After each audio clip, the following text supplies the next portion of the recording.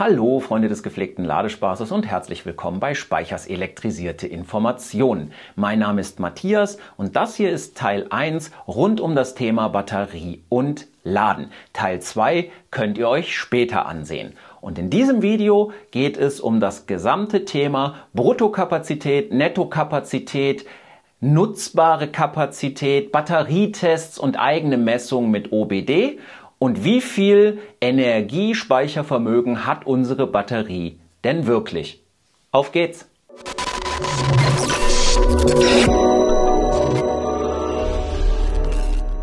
Kurz ein paar wichtige Infos vorab. Dieses Video ist eine Kombination aus Informationen, die ich direkt von Škoda bekommen habe, Informationen aus eigener Recherche, dem angelesenen Wissen über gewisse elektrotechnische Vorgänge und Vermutungen sowie abgeleitete Resultate aus dem, was ich hier in dem Video erzähle. Ich selber bin ein Laie. Ich habe das Ganze nicht studiert. Ich mache das nicht beruflich. Demnach kann alles, was ich sage, falsch sein. Es kann aber genauso gut auch alles richtig sein. Von daher, wenn ich irgendwo falsch liege oder du anderer Meinung bist, dann nutz bitte unten die Kommentare, damit wir sachlich und fair und freundlich diskutieren können. Die Grundlagen der Batterie unseres Škoda Enyaqs sind sicherlich hilfreich, einmal gehört zu haben, auch um dieses Video etwas besser zu verstehen. Wie gesagt, es wird recht technisch. Generell besteht unsere Batterie oder das, was wir Batterie nennen, aus mehreren Modulen und jedes Modul aus mehreren Zellen. Fangen wir einfach mal ganz oben an. Der Batteriekasten des Škoda Enyaq, der kann bis zu 12 Module fassen. Das tut er auch im Fall vom RS, vom 80X und vom 80er Enyaq. Der 60er Enyaq hat den gleichen Modulkasten, aber statt 12 Module nur 9 Module verbaut. Schauen wir uns nun die nächsten beiden Ebenen an, die Module und die darin enthaltenen Zellen. Jetzt wird es auch zum ersten Mal schon wieder technisch, denn wenn wir das machen, ist es wichtig, dass wir darüber sprechen, wie die einzelnen Zellen in den Modulen miteinander verschaltet sind. Schauen wir uns so ein Modul an, dann ist in einem Modul ein Inhalt von 24 Zellen. Unabhängig davon, ob wir 9 Module oder 12 Module im Enyaq haben. Und diese 24 Zellen, die sind miteinander verschaltet oder verdrahtet. Man kann jetzt Batterien auf zwei Weisen verschalten. Das eine wäre die Reihenschaltung, das heißt Plus auf Minus, Plus auf Minus, Plus auf Minus. Das kennt ihr vielleicht von einer Taschenlampe, wo ihr so 3 Batterien reinsteckt. Ja, das ist eine Reihenschaltung.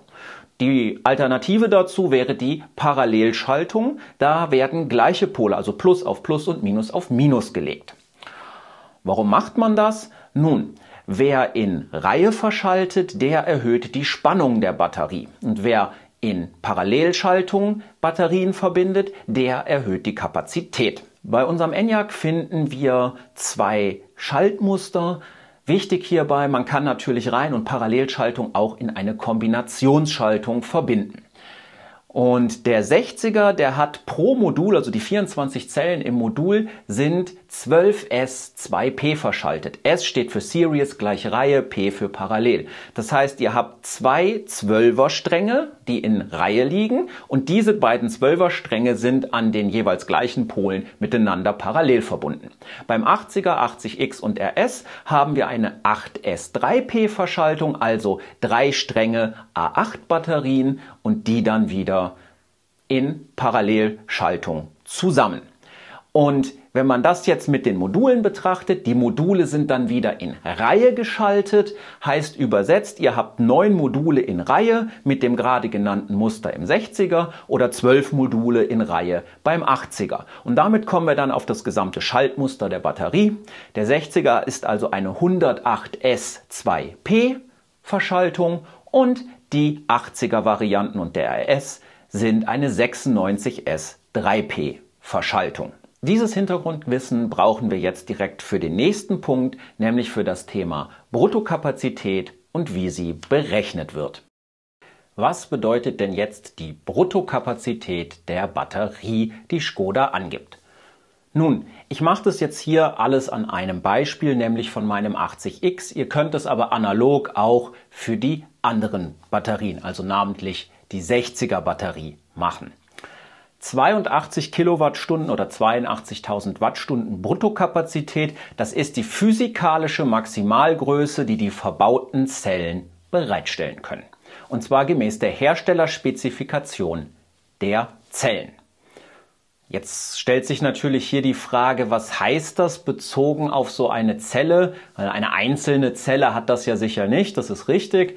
Unsere Batterie besteht ja eben aus vielen, vielen Zellen und wie ich schon erklärt habe, hat ein bestimmtes Schaltmuster. Wenn wir jetzt das vom 80X nehmen, 96S3P, dann können wir uns das Ganze sogar ausrechnen, indem wir einfach die 96 in Serie geschalteten Batterien mit der Spannung multiplizieren und die parallel geschalteten 3 mit der Amperestundenzahl. Jetzt stellt sich natürlich die Frage, woher wissen wir, welche Zellspannung und wie viel Amperestunden die Batterien haben, die da zugeliefert werden? Nun, wenn ich gewissen Online-Quellen glauben darf, wissen wir das zumindest für einen Batterietyp, nämlich den E78 von LG Chem, der im 80X verbaut ist. Und dort wäre die Nominalspannung 3,65 Volt und die Kapazität 78 Amperestunden. Jetzt ist es einfache Mathematik. 96 mal 3,65 ergibt 350,4 Volt Nominalspannung und 78 mal 3 ergibt 234 Amperestunden. Und um auf das Energiespeichervermögen in Kilowattstunden oder besser in Wattstunden zu kommen, muss ich die beiden Werte multiplizieren. Dann komme ich auf 81.993,6 Wattstunden. Die Angaben online können natürlich falsch sein. Vielleicht liegt die Nominalspannung auch bei 3,66 oder 3,67. Aber wir sind ja jetzt schon mit dieser Angabe bei den 82 Kilowattstunden. Kann diese Bruttokapazität genutzt werden? Ja, prinzipiell schon. Aber jetzt kommt es hier auf den Use Case an, sprich den Anwendungsfall für die Batterie. Und da muss man halt wirklich unterscheiden, was man möchte. Denn wenn man die Batterie im physikalischen Limit betreibt, dann sinkt ihre Lebensdauer und die Menge der Zyklen, die sie hat, drastisch. Wenn ihr jetzt als Anwendungsfall einen Formel-1-Renner hättet, dann wäre euch das total egal. Soll doch die Batterie nach jedem Rennen hinüber sein. Ihr könnt sie tauschen. Das heißt, ihr würdet hier mindestens die 82 Kilowattstunden ausnutzen oder sogar noch leicht über die Herstellerspezifikation hinausgehen und wirklich das Maximum rausholen. Und das ist aber für ein Alltagsauto wie den Škoda Enyaq überhaupt nicht sinnvoll, zumal dann auch die Garantiebedingungen komplett anders aussehen würden. Wir haben hier also einen anderen Anwendungsfall und daraus lässt sich auch schon ableiten, warum es einen zweiten Wert gibt, nämlich die Nettokapazität. Die Nettokapazität der Batterien unseres Enyaqs. Nun, auch hier wieder alles am Beispiel eines 80X. Dort ist die Angabe 77 Kilowattstunden. Es gilt aber natürlich auch analog für den 60er Enyaq. Was sind diese 77 Kilowattstunden? Nun, die sind das Ergebnis des Anwendungsfalls, das Škoda für unsere Enyaqs modelliert hat. Škoda ist also hergegangen, reizt nicht das physikalische Limit, die Bruttokapazität aus, sondern hat die oben und unten begrenzt. Denn wie wir von Lithium-Ionen-Batterien wissen, das größte Risiko einer Beschädigung haben wir am oberen Limit, also bei der Ladeschlussspannung. Wenn man eine Lithium-Batterie überlädt, dann macht man sie kaputt. Und wenn man sie tiefenentlädt, sprich die Entladeschlussspannung unterschreitet, den unteren Wert, dann kann man die Batterie ebenfalls beschädigen. Um das zu verhindern, wird eine Sicherheitsmarge abgezogen. Und wir haben die Nettokapazität von 77 Kilowattstunden im Neuzustand. Wichtig im Neuzustand, denn Batterien unterliegen der Degradation. Dazu etwas später mehr. Das heißt, die Batterie, eine Škoda Enyaq, kann 77.000 Wattstunden, 77 Kilowattstunden an Energie wirklich abgeben. Ja, ich höre euch schon schreien von wegen, hey Matthias, wir haben doch mit dem OBD-Adapter gemessen, hast du doch selber auch in dem Video gezeigt, wir haben da draußen die Batterietests, kennen wir auch die Ergebnisse, die sind teils sogar TÜV-zertifiziert. Erzähl uns doch nicht die Marketinggeschichten von Škoda mit 77 Kilowattstunden, komm auf den Punkt, red über die real nutzbaren 70 bis 73 Kilowattstunden. Tue ich gern. Achtung! Hier müssen wir jetzt aber wirklich mal relativieren und uns die Frage umgekehrt stellen. Sind die Werte, die wir analysieren und messen, nicht vielleicht die falschen? Das wird jetzt ein recht technisches Kapitel. Das geht nicht anders. Wir müssen jetzt in die Batteriephysik rein, wir müssen uns jetzt diese ganzen Prozesse angucken und das ist halt etwas komplizierter als bei einem Verbrenner. Nichtsdestotrotz werde ich versuchen, anhand einer Analogie zum Tank, also Benzintank von einem Verbrenner, das Ganze bildlich darzustellen. Ich weiß, dass dieser Vergleich hinkt. Eine Batterie auf der einen Seite, ein Benzintank auf der anderen Seite, das kann man physikalisch so nicht vergleichen. Aber eben, wer nicht mit in diesen technisch tiefen Pfad gehen will, dem hilft das vielleicht am besten.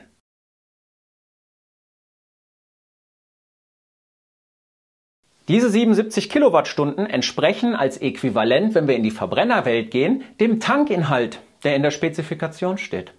77 Kilowattstunden entspricht beispielsweise der Angabe 60 Liter bei irgendeinem Kodiaq oder Karoq. Ich weiß nicht, was die wirklich haben. Nehmen wir einfach mal die 60 Liter. Das ist das Maximum, was hineingeht. Ist es dennoch der richtige Wert? Ja und nein.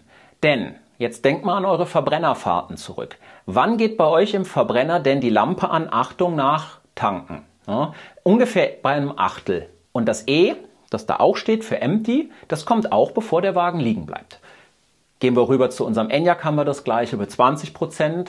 SOC geht die Warnlampe an, Achtung nachladen, und bei 0% SOC wird's rot, sofort nachladen, ansonsten kann die Batterie beschädigt werden. Nichtsdestotrotz, beide Autos, wenn sie auf E stehen, können weiterfahren. Beim Verbrenner fahrt ihr dann beispielsweise, wenn er auf E ist, an die Tankstelle, zapft, aber nicht 60 Liter in den Tank. Wenn ihr da tankt, und das ist für euch das Natürlichste der Welt, gehen dann, was weiß ich, 56 Liter rein. Oder je nachdem, wie leer der Tank ist, auch 58 Liter. Aber niemals 60. Nicht mal, wenn er noch das Steigrohr mitfüllt. Und das ist beim Elektroauto auch so. Die Batterie ist bei 0% nicht leer.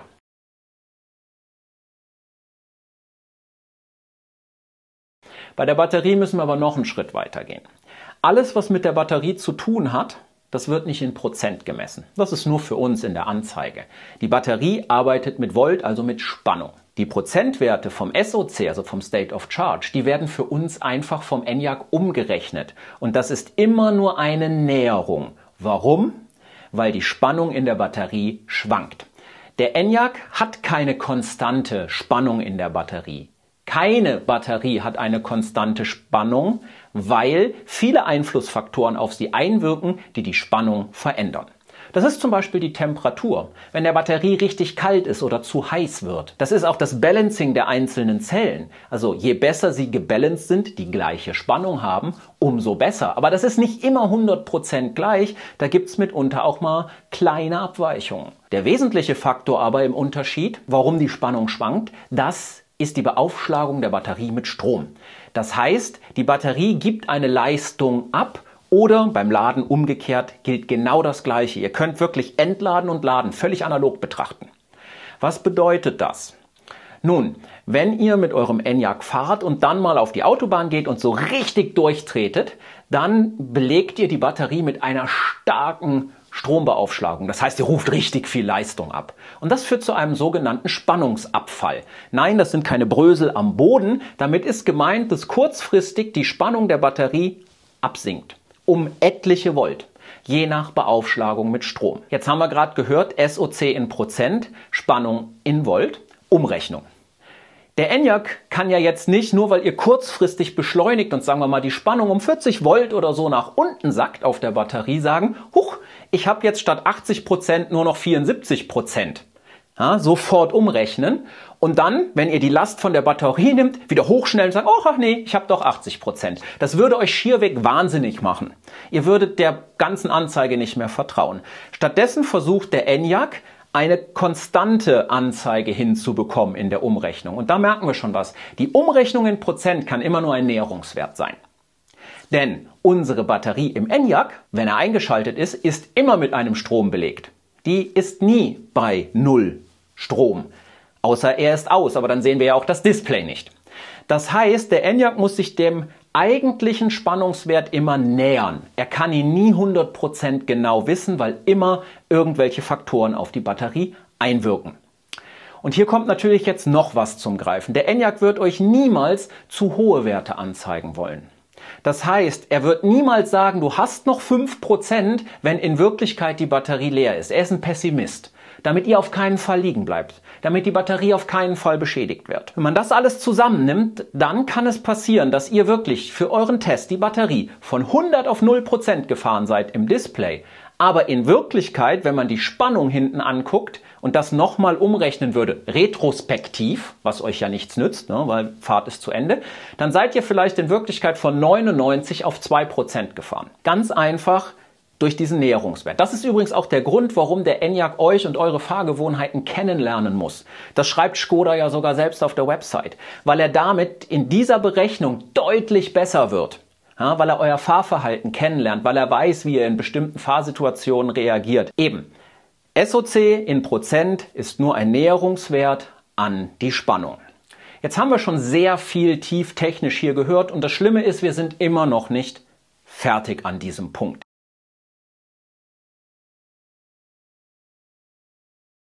Wir müssen aber noch eine Sache betrachten. Wir messen in aller Regel ja die Entladung, um zu sagen, hey, so viel Energiespeichervermögen konnte ich nutzen. Also gemeint sind die Kilowattstunden. Jetzt gibt es noch eine Besonderheit, die kennt der Verbrenner auch nicht, die kennt auch nur unsere Batterie.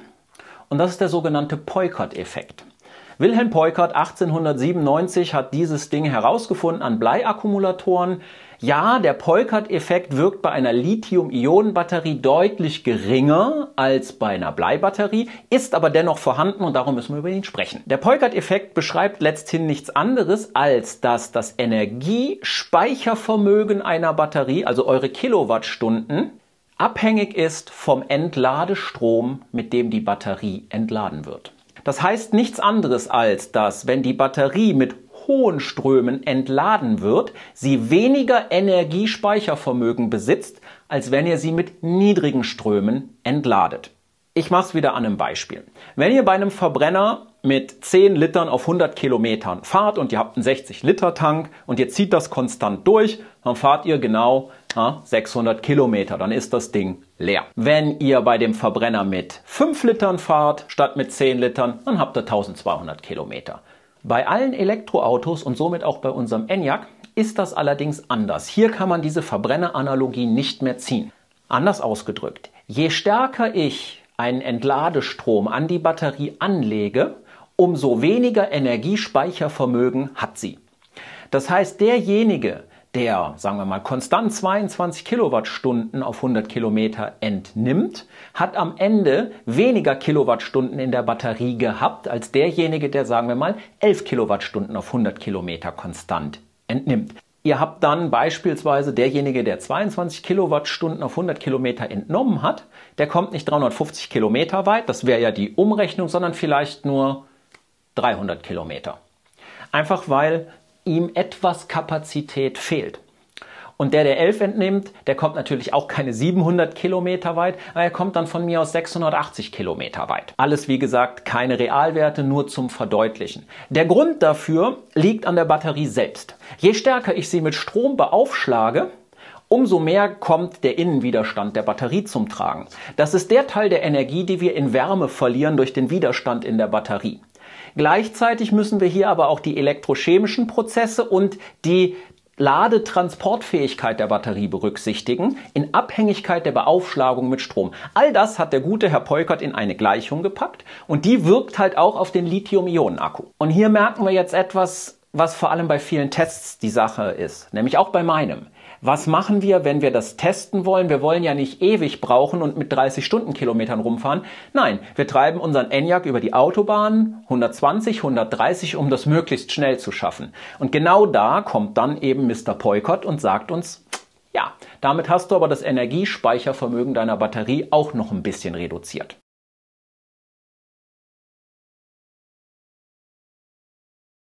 Das war viel Technik, ich weiß. Und jetzt nehmen wir das Ganze nochmal alles zusammen.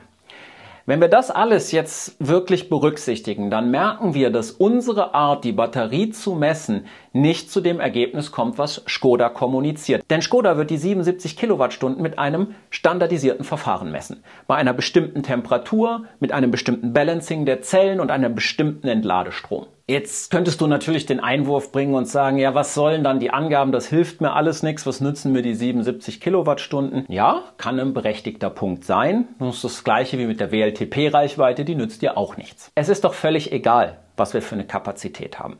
Die Kapazität ist doch für euch wirklich nur an 2 Stellen entscheidend. Einmal, wenn ihr das Fahrzeug verkaufen wollt und einmal, wenn ihr einen Garantiefall habt. Denn im Garantiefall geht es natürlich um die Kapazität, weil Škoda sagt ja 70% davon.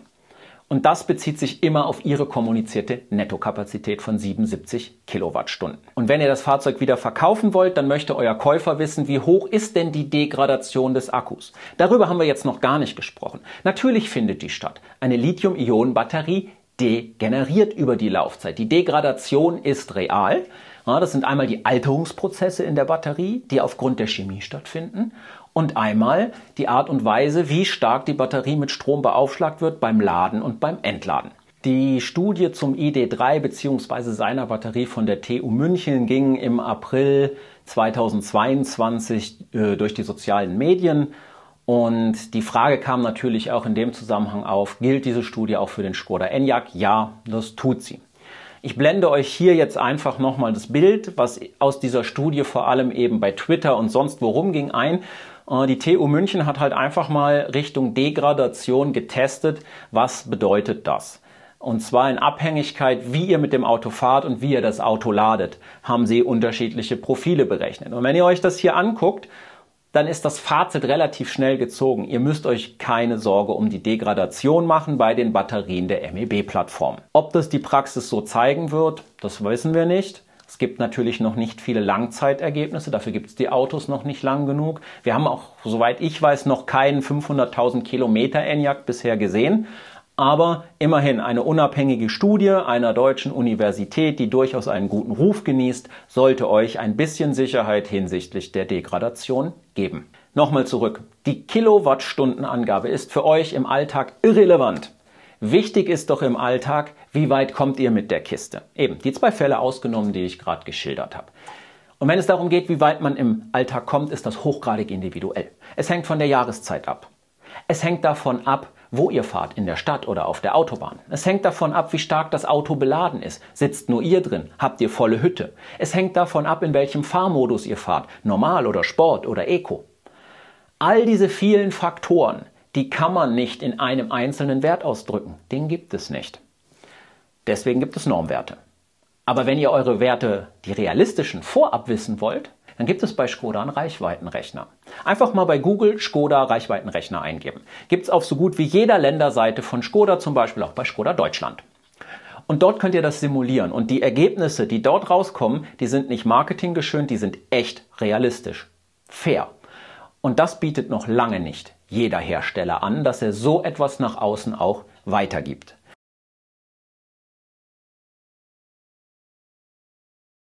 Jetzt möchte ich gerne noch über die Batterietests und auch unsere eigenen Tests mit dem OBD-Adapter und häufig auch dann in Kombination mit der App CarScanner sprechen. Auch das wieder ist meine persönliche Meinung und Interpretation. Ich weiß nicht, ob das stimmt. Es ist einfach das, was ich aus all dem, was ich jetzt hier in diesem Video gesagt habe, mir zusammensetze. Sind die jetzt falsch? Geben die falsche Messungen wieder? Nein, das sicherlich nicht. Ist deswegen so ein Batterietest oder unsere OBD-Messergebnisse falsch? Nein, auch nicht. Auch die geben etwas wieder. Und zwar geben die tatsächliche Menge in Kilowattstunden wieder, die wir für den, wo wir gemessen haben, vorgenommenen Entladevorgang wirklich zur Verfügung hatten. Ohne dabei zu berücksichtigen, was noch in der Batterie bleibt. Das müsste oben drauf kommen. Und wir reden ja jetzt hier bei der Differenz so über 4-5 Kilowattstunden. Diese 4-5 Kilowattstunden können bei der Art, wie wir messen und wie Škoda misst, durchaus schnell mal dazukommen. Da ist ja jetzt noch ein Faktor dabei. Ich möchte jetzt noch mal kurz auf die Batterietests eingehen. Die haben durchaus ihre Berechtigung. Und ich bin mir auch sicher, die sind zertifiziert, die sind durchdacht und da steckt richtig viel Intelligenz und sonst was hinter. Nichtsdestotrotz, wenn ich mir die Tests anschaue, dann sehe ich, man fährt einerseits die Batterie von 100 auf, ich sag mal, unter 10% leer. Hier haben wir schon genau das drin, oder? Spannung versus Prozentwert. Man fährt aber meistens die Batterie nicht auf 0%, das heißt, es bleiben noch so 8-9% drin, plus die Notreserve, die wir ja gar nicht kennen, weil 0 ist ja nicht 0. Das muss also irgendwie genähert werden, oder? Diese Tests müssen sich dem irgendwie nähern und abschätzen, was da noch drin sein könnte, wenn die Batterie auf 8% ist. Das ist das eine. Das andere ist die Temperatur.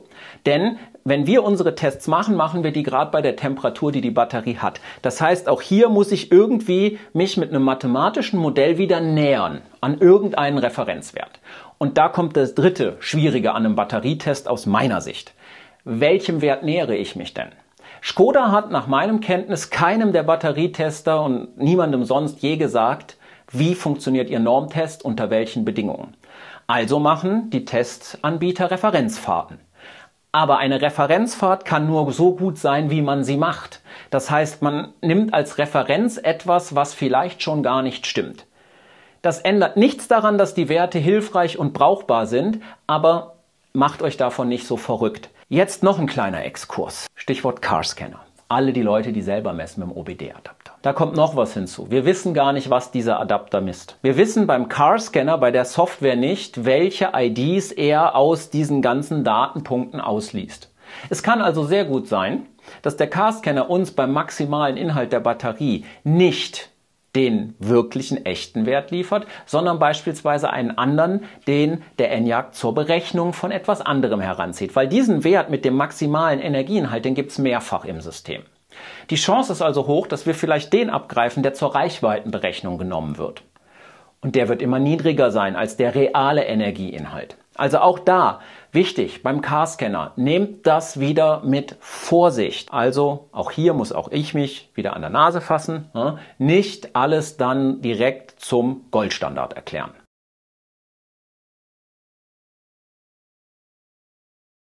Ich hoffe, dass es jetzt eindeutig klar geworden ist, warum das nicht funktionieren kann, wie wir messen, dass wir wieder an den realen Wert kommen. Es gibt ganz viele Stolpersteine auf dem Weg dahin, die nicht Škoda eingebaut hat, sondern die einfach Physik sind.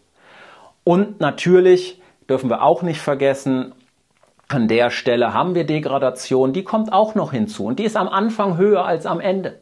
Das lässt sich auch nicht verhindern. Ein Lithium-Ionen-Akku hat eine höhere Degradation zu Beginn und dann nimmt die ab, um dann am Ende nochmal zuzunehmen. Aber so weit werden wir die Autos gar nicht fahren.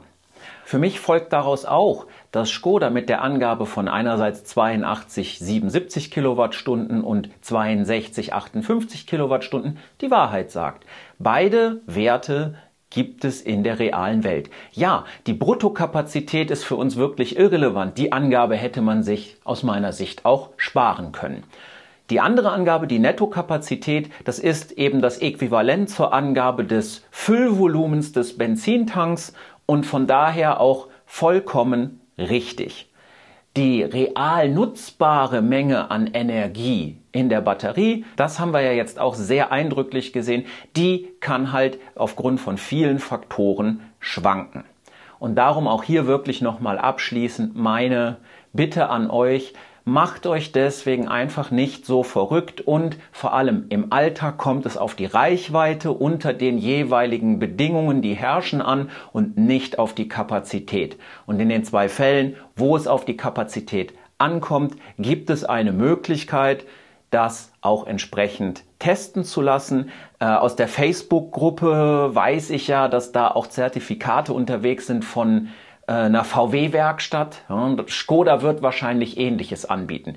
Ich weiß es nicht, ich habe das noch nicht getestet, aber ich bin mir sicher, Škoda hat was Ähnliches und wenn ihr zu einer Škoda-Garage gehen würdet, dann könnte auch die einen entsprechenden Batterietest machen, der euch dann aus Škodas Sicht hinsichtlich Garantie oder auch eben Restkapazität bei Verkauf klar Auskunft gibt. Wenn dir das Video gefallen hat, dann lass mir doch einen Daumen nach oben da. Und wenn du gerade schon da bist, dann würde ich mich besonders über ein Abo von dir freuen. Ja, du brauchst dazu ein Google-Konto, aber es ist für dich gratis und mir hilft es, die Reichweite meiner Videos zu erhöhen. Insofern freue ich mich besonders über Abos. Wenn deine Unterstützung noch weitergeht, dann findest du unten in der Videobeschreibung einen PayPal-Link. Darüber kannst du mir eine kleine Spende zukommen lassen. Das freut mich natürlich auch sehr. Alternativ kannst du das YouTube Thanks benutzen. Ebenso freue ich mich über Kommentare von dir. Sei es Anregungen, sei es Kritik, sei es Feedback, sei es Lob, seien es weitere Fragen. Schreib's mir einfach unten rein. Wichtig ist, dass wir dabei möglichst objektiv und fair bleiben. Dann können wir auf Augenhöhe diskutieren. Übrigens, falls es dir noch nicht aufgefallen ist oder du gerade erst bei diesem Kanal neu dabei bist, ich habe in allen Videos die Werbung deutlich eingeschränkt. Es gibt keine Werbung während des Videos. Auch dieses lange Video hast du an einem Stück durchgucken können, wenn du es gewollt hast. Und irgendwelche Overlays gibt es bei mir auch nicht als Werbung. Und dann würde ich mich freuen, wenn wir uns im nächsten Video schon wiedersehen und bis dahin bleib energiegeladen.